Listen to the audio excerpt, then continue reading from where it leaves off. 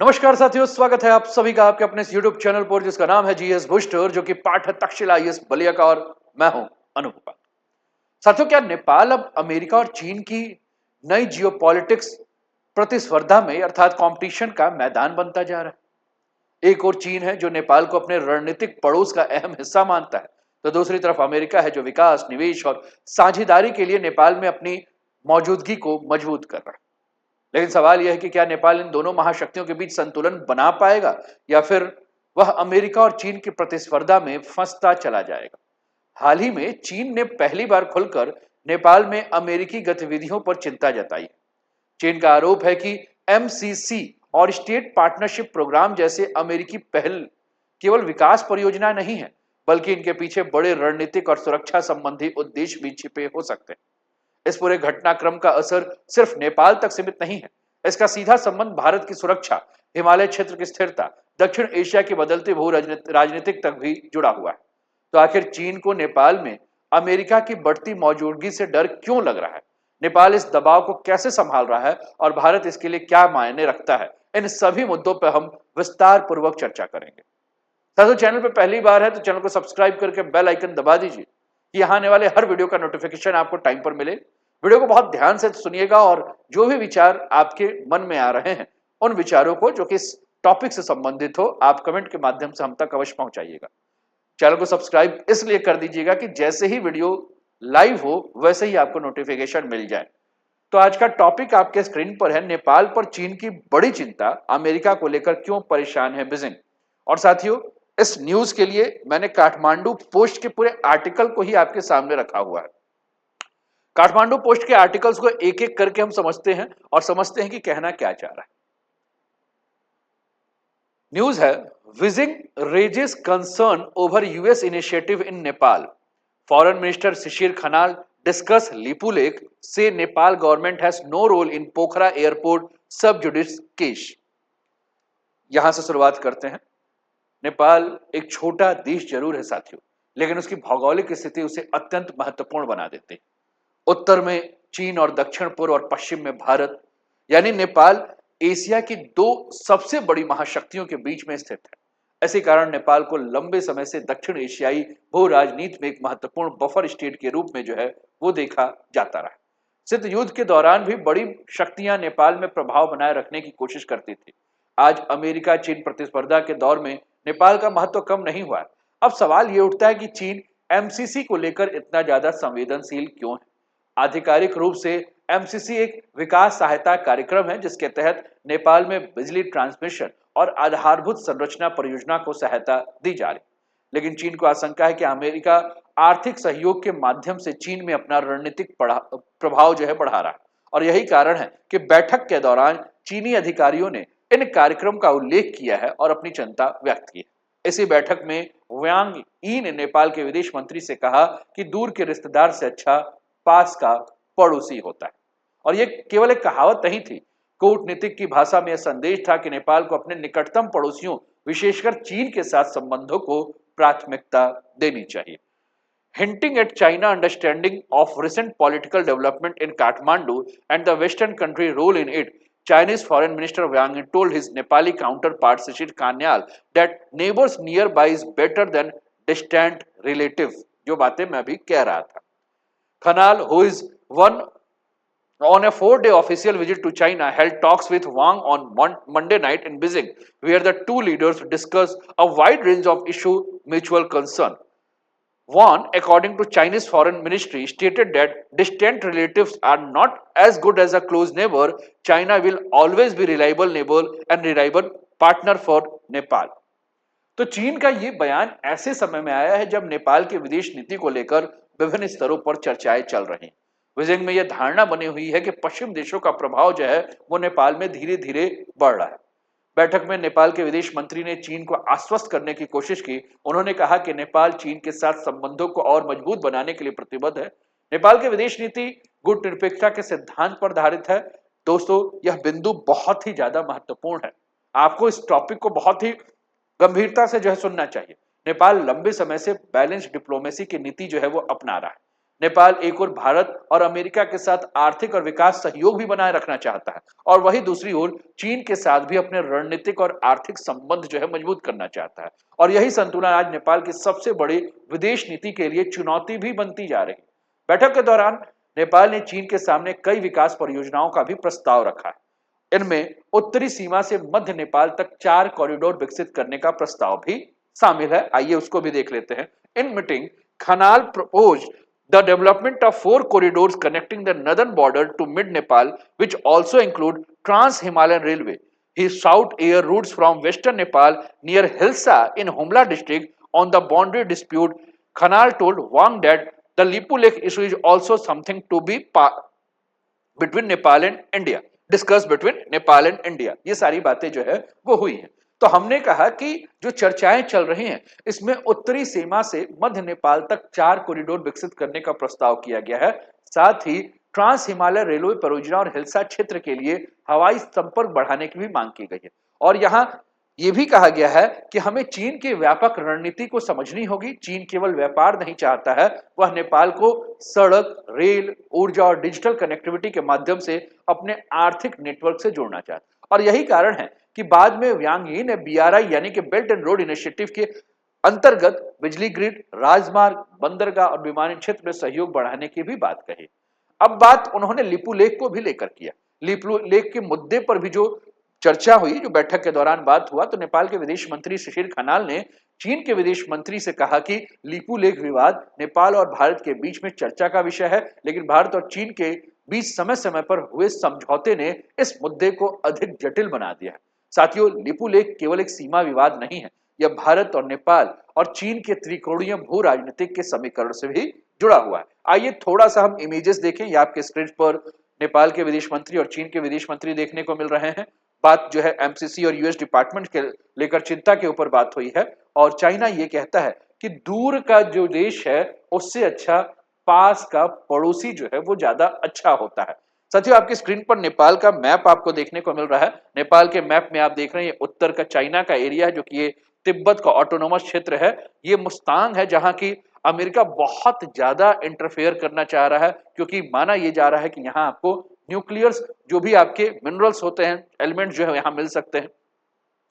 नीचे आपको जो है साथियों ये इंडिया देखने को मिल रहा है। पूरब में भी आपको इंडिया है और पश्चिम में भी आप देखेंगे तो इंडिया देखने को मिल रहा है। विवाद का एक विषय जो है जिसको लेकर विवाद हो रहा है, मैं मैप में वो भी लोकेशन आपको दिखा दे रहा हूं।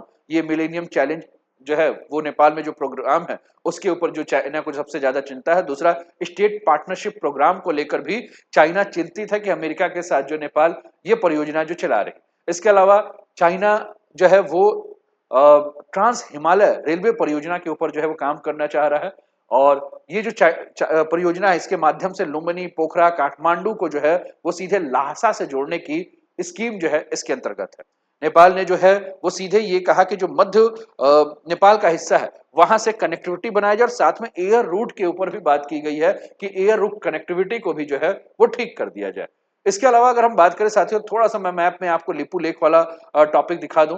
ये आपका लिपू लेक का क्षेत्र है। लिपू लेक पास का भी मुद्दा जो इसमें उठा, क्योंकि लिपू लेक पास का मुद्दा उठने के पीछे जो कारण था वो कारण ये था कि यहां अगर हम बात करें तो इस समय जो लेक मानसरोवर माउंट कैलाश की यात्रा करने के लिए नई दिल्ली से जो एक रूट गया है वो लिपू लेक पास को होकर जा रहा है और इस पे लेकर भारत और चाइना के बीच में जो एक एग्रीमेंट हुआ है उसको भी लेकर बात है और नेपाल बार बार कह रहा है कि ये जो मुद्दा है ये भारत और नेपाल के बीच का द्विपक्षीय मुद्दा है, इस पर हम चर्चा कर रहे हैं। लेकिन चाइना और भारत ने इस पर इतने सारे एग्रीमेंट किए हैं जिसके चलते मुद्दा और भी ज्यादा जटिल जो है वो बन गया। यानी कि भारत और नेपाल के बीच का ये जो क्षेत्र है ये क्या है, एक तरह से त्रिकोणीय भू राजनीतिक समीकरण का जुड़ा हुआ मुद्दा है। हालांकि इस बैठक में विस्तृत ब्यौरा अभी तक सामने नहीं आया, लेकिन नेपाल के द्वारा इस मुद्दे को चीन के सामने उठाना यह दर्शाता है कि काठमांडू अभी भी इस विषय को अपनी विदेश नीति में महत्वपूर्ण मुद्दे के रूप में शामिल कर रहा है। बैठक के दौरान दोनों देशों के बीच में कनेक्टिविटी और विकास सहयोग पर भी व्यापक चर्चा हुई। नेपाल ने चीन के सामने उत्तरी सीमा से मध्य नेपाल तक 4 विकास कॉरिडोर विकसित करने का प्रस्ताव भी जो है वो रखा है, जिसमें ट्रांस हिमालय रेलवे परियोजना भी शामिल है, जिसे चीन और नेपाल के बीच कनेक्टिविटी बढ़ाने की महत्वपूर्ण परियोजना मानी जा रही है। इसके अलावा पश्चिमी नेपाल का हिल्सा क्षेत्र जो है वहां से हवाई मार्ग बनाने के बारे में बात हो रही है। नेपाल ने इस पक्ष को जो है वो चाइना के सामने उठाया। बैठक में चीन के विदेश मंत्री ने चीन के बीआरआई प्रोजेक्ट यानी कि बेल्ट एंड रोड इनिशिएटिव के तहत नेपाल के साथ बिजली ग्रिड, राजमार्ग, बंदरगाह और विमानन क्षेत्र में सहयोग को आगे बढ़ाने की बात की। साथ में चीन ने नेपाल को कहा कि देखिए भैया, आप एक लैंडलॉक कंट्री हैं, लेकिन हम आपको लैंडलॉक कंट्री नहीं रहना देना चाहते हैं। हम ये चाहते हैं कि आप लैंडलॉक कंट्री होने के बाद भी लैंड लिंक हम आपको बनाना चाहते हैं, यानी कि अगर आप हमारे बीआरआई प्रोजेक्ट्स में जुड़े हुए हैं तो बीआरआई प्रोजेक्ट्स में जब जुड़ेंगे तो लैंड लिंक कंट्री के रूप में आप बन सकते हैं और चाइना इसमें आपको सहायता देगा। साथियों, यहाँ एक सबसे महत्वपूर्ण विश्लेषण जो सामने आता है वो ये कि चीन पिछले एक दशक से दक्षिण एशिया में कनेक्टिविटी की आधारित जो कूटनीति पर जो है जोर दे रहा है। पाकिस्तान में चाइना ने China Pakistan economic corridor, Sri Lanka में हम्बन टोटा बंदरगाह परियोजना, बांग्लादेश में इंफ्रास्ट्रक्चर संरचना में निवेश कर रहा है, नेपाल में रेलवे और सड़क परियोजना इसी व्यापक रणनीति का एक हिस्सा है। नेपाल के संदर्भ में चीन की प्राथमिकता केवल राजनीतिक संबंध नहीं बल्कि आर्थिक और भौतिक कनेक्टिविटी का भी है, और यही कारण है कि बीआरआई लगातार दोनों देशों के एजेंडे में प्रमुख स्थान बनाए हुए। बैठक में चीन ने अपनी अन्य जो भी वैश्विक पहल है उनमें भी उल्लेख किया, जैसे कि चीन की पहल जीडीआई की है, जीडीआई यानी कि ग्लोबल डेवलपमेंट इनिशिएटिव, इसके अलावा ग्लोबल सिक्योरिटी इनिशिएटिव जीएसआई है, इसके अलावा जीसीआई है यानी कि ग्लोबल सिविलाइजेशन इनिशिएटिव, और इसके अलावा जीजीआई है यानी कि ग्लोबल गवर्नेंस इनिशिएटिव। तो कुल मिलाकर अगर हम बात करें तो जो काठमांडू पोस्ट ने इसको कवर करते हुए लिखा है कि चीन ने एक बार फिर से नेपाल ने इन पहलों के प्रति समर्थन और सहयोग की अपेक्षा व्यक्त की है कि नेपाल इन सारी परियोजनाओं पे जो है वो चीन को समर्थन देगा। हालांकि नेपाली अधिकारियों के अनुसार नेपाल ने केवल इतना कहा है कि वो पहले से जो बीआरआई चल रहा है उसका भागीदार है और जीडीआर जीसीआई के कुछ घटकों के अंतर्गत जो है नेपाल जो है वो चाइना से सहयोग भी लेगा। लेकिन नेपाल ने अन्य पहलों को लेकर अभी किसी भी प्रकार का प्रतिबद्धता जो है वो चाइना के सामने नहीं जाहिर किया। यहाँ नेपाल के विदेश नीति का एक महत्वपूर्ण पहलू भी दिखाई देता है कि नेपाल चीन के साथ सहयोग बढ़ाना चाहता है, लेकिन साथ ही वह स्वयं को किसी एक शक्ति के साथ पूरी तरह से जोड़ने से बच भी रहा है। और यही कारण है कि नेपाल के विदेश मंत्री ने बैठक में बार बार गुट निरपेक्ष विदेश नीति का उल्लेख किया है। यदि उन्होंने सीधे कहा है कि हम नेपाल जो है एक गुट निरपेक्ष देश है, नेपाल किसी खेमे में नहीं जाएगा। यदि हम व्यापक तस्वीर को लें तो नेपाल वर्तमान समय में एक संतुलनकारी कूटनीतिक अपनाने का प्रयास कर रहा है। एक और वो चीन से निवेश और संरचना और कनेक्टिविटी चाह रहा है, तो दूसरी ओर पश्चिमी देश और अमेरिका के साथ भी अपने विकास सहयोग को जारी रखना चाह रहा है। और यही संतुलन आने वाले वर्षों में नेपाल के विदेश नीति की सबसे बड़ी चुनौती बनने वाली है, और इस बात को हम बार बार कहते हैं क्योंकि अमेरिका और चीन के बीच जिस प्रकार से रणनीतिक प्रतिस्पर्धा का प्रभाव है, अगर इस बीच में फंसा नेपाल तो दक्षिण एशिया के जो छोटे देश है इन पर जो है यानी कि नेपाल पर अगर हम बात करें तो इसका प्रभाव जो स्पष्ट रूप से दिखाई देने लगेगा।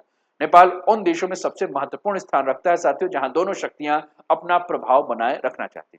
साथियों, इस पूरे बैठक का एक महत्वपूर्ण पहलू यह भी था कि चीन की जो चिंता थी वो नेपाल में चीनी निवेशकों और कंपनियों को लेकर भी सामने आई। न्यूज़पेपर के हिसाब से चीन के लिए ये भावना बैठ गई है कि नेपाल में चीनी कंपनियों और निवेशकों के लिए पहले जैसा अनुकूल माहौल अब नहीं रह पाया। और इसी संदर्भ में चीन के विदेश मंत्री ने कहा कि अंतर्राष्ट्रीय परिस्थितियों और नेपाल की आंतरिक राजनीति में बदलाव के बावजूद दोनों देशों ने हमेशा पंचशील के सिद्धांतों का पालन किया है और द्विपक्षीय संबंधों को आगे बढ़ाया है।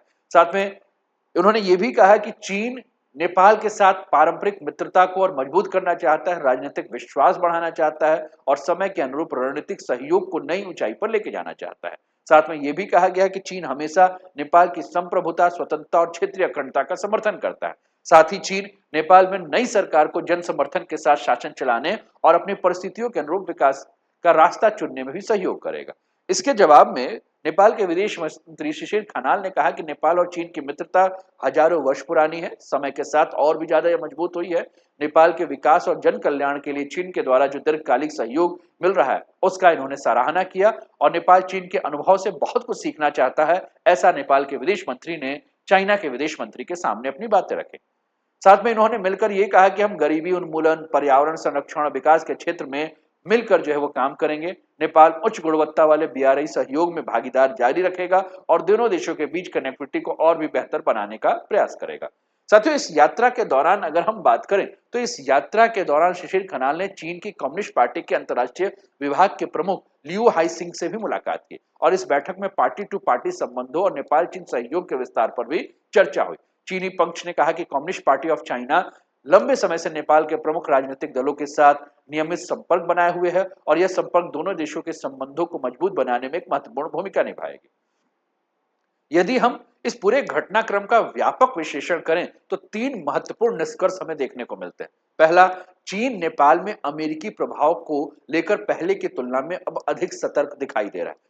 एमसीसी और स्टेट पार्टनरशिप प्रोग्राम का विशेष उल्लेख जो चाइना के विदेश मंत्री के द्वारा नेपाल के विदेश मंत्री से किया गया है वो इसी चिंता को दर्शाता है। दूसरे निष्कर्ष पे हम आए तो हम ये निकाल सकते हैं कि चीन केवल राजनीतिक समर्थन नहीं चाहता बल्कि वह चाहता है कि नेपाल उसके आर्थिक और रणनीतिक पहलू को विशेष रूप से बीआरआई के साथ सक्रिय रूप से जुड़ा रहा है। तीसरा निष्कर्ष हम ये निकाल रहे हैं कि नेपाल अपनी पारंपरिक संतुलनकारी विदेश नीति को बनाए रखने की कोशिश कर रहा है। नेपाल ना तो पूरी तरह से चीन के साथ खड़ा दिखना चाहता है और ना ही पश्चिम देशों के साथ जो है वो दूरी बनाना चाहता है। और यही कारण है कि नेपाल बार बार चाइना को जो है वो वन चाइना पॉलिसी के बारे में समर्थन कर रहा है। वन चाइना पॉलिसी का मतलब क्या है कि नेपाल जो है वो बार बार चाइना को ये कह रहा है कि चाहे वो ताइवान का मुद्दा हो चाहे वो तिब्बत का मुद्दा हो, इन दोनों मुद्दों में अगर हम बात करें तो वो साथ दे रहा है किसका? चाइना का। यानी कि कुल मिलाकर वो ये कहना चाह रहा है कि अमेरिका हमारे यहाँ किसी भी प्रकार से निवेश करे, अमेरिका या अन्य विकास साझेदारों के रूप में हमारे साथ संबंध बना के रखे, लेकिन वह जो है वो चाइना की वन चाइना पॉलिसी को समर्थन कर रहा है। साथियों, अब यदि हम भारत के दृष्टिकोण से पूरे घटनाक्रम को देखें तो ये बहुत अत्यंत महत्वपूर्ण है। नेपाल भारत का निकटतम पड़ोसी है और दोनों देशों के बीच खुली सीमा, सांस्कृतिक संबंध और गहरे आर्थिक संबंध मौजूद है। ऐसे में नेपाल, चीन और अमेरिका दोनों की बढ़ती सक्रियता भारत के रणनीतिक वातावरण को भी जो है वो क्या कर सकती है? बहुत ज्यादा प्रभावित कर सकती है। भारत के लिए चिंता का विषय इसलिए भी है क्योंकि हमने कहा खुली सीमा है। खुली सीमा के साथ अगर हम बात करें साथियों तो आप बहुत ध्यान से देखेंगे तो लगभग 5 राज्य जो हैं वह सीमा साझा कर रहे हैं। 1751 किलोमीटर की ये एक लंबी सीमा है। तो भारत के लिए चिंता का विषय भी बन जा रहा है ना, कि अगर किसी भी प्रकार से नेपाल में चीन और अमेरिका दोनों सक्रिय हो जा रहे हैं तो यहाँ का रणनीतिक वातावरण तो बिल्कुल प्रभावित होगा। रणनीतिक वातावरण प्रभावित हुआ तो इसका प्रभाव जो है वो दिल्ली तक देखने को मिलेगा और यही कारण है कि नेपाल से जुड़े घटनाक्रम पे नई दिल्ली लगातार नजर बनाए हुए है। साथियों, निष्कर्ष के रूप में हम ये भी कह सकते हैं कि यात्रा केवल एक नियमित कूटनीतिक यात्रा नहीं थी। यह यात्रा उस बदलती भू राजनीतिक वास्तविकता का संकेत है जिनमें नेपाल और चीन, अमेरिका और भारत के हित एक दूसरे से जुड़ते हुए दिखाई दे रहे हैं। चीन नेपाल को अपना विश्वसनीय पड़ोसी बनाए रखना चाहता है। नेपाल संतुलित विदेश नीति के माध्यम से सभी पक्षों के साथ सहयोग बनाए रखना चाहता है और अमेरिका सहित पश्चिमी देश नेपाल में अपने विकास, सहयोग और प्रभाव को आगे बढ़ाने का प्रयास कर रहा है। आने वाले वर्षों में नेपाल की विदेश नीति दक्षिण एशिया की शक्ति राजनीति को समझने का एक महत्वपूर्ण आधार बनाएंगे। और इसी के साथ आज की चर्चा हम इसी बात को लेकर समाप्त करते हैं कि अगर आपको यह विश्लेषण उपयोगी लगा तो वीडियो को लाइक अवश्य कीजिएगा, चैनल को सब्सक्राइब अवश्य कीजिएगा और ऐसे ही महत्वपूर्ण अंतर्राष्ट्रीय विषयों को सुनने के लिए मेरे साथ जो है वो बना रहे। तो हमने नेपाल के नॉन अलाइंड फॉरेन पॉलिसी के ऊपर चर्चा किया, नेपाल चीन साझेदारी के नए युग के बाद की ये हिमालय से समृद्धि की ओर जो है ये बढ़ रहा है। तो फिर मिलते हैं फिर अगले सेशन में। तब तक अपना ध्यान रखिए, स्वस्थ रहिए, मस्त रहिए, तंदुरुस्त रहिए, हंसते खेलते मुस्कुराते हुए जीवन का आनंद लीजिए और अभी तक सब्सक्राइब नहीं किया सब्सक्राइब कर दीजिए, लाइक नहीं किया तो लाइक कर दीजिए और अपना ध्यान रखिए। जय हिंद, जय भारत।